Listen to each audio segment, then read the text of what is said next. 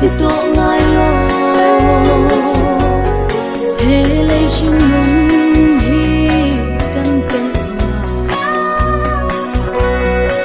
e ni po chu ram ma kan len ve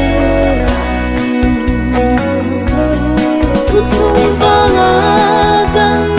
chan tu ram chu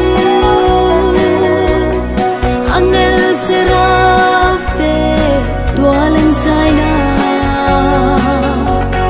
sing nya le beram no tialen zanaram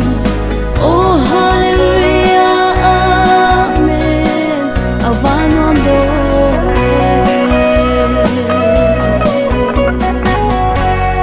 mangai na ro me zam kai chia mangai te pe moi along la ge kan dong lai ni thana kan pel na silva ya nga tho kim kan leng to thu thung va nga kan chan tu ram chu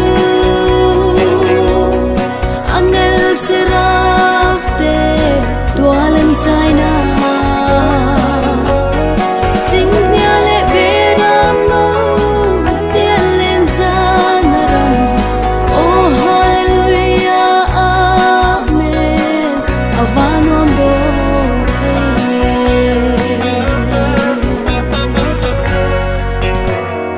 thu thung va nga shom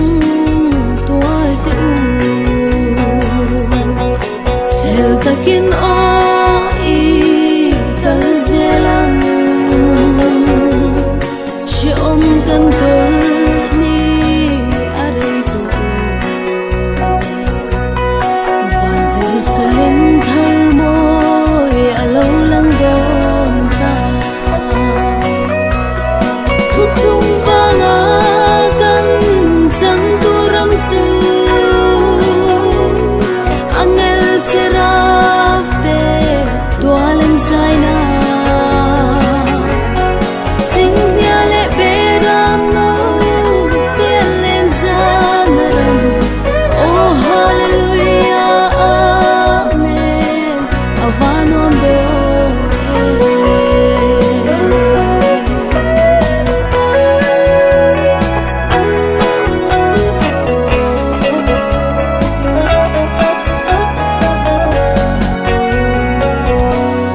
khovel ro pui na im nim chim pha lo tharau lam hla nen zai kan vo re khovel mi ta thir den an she thiam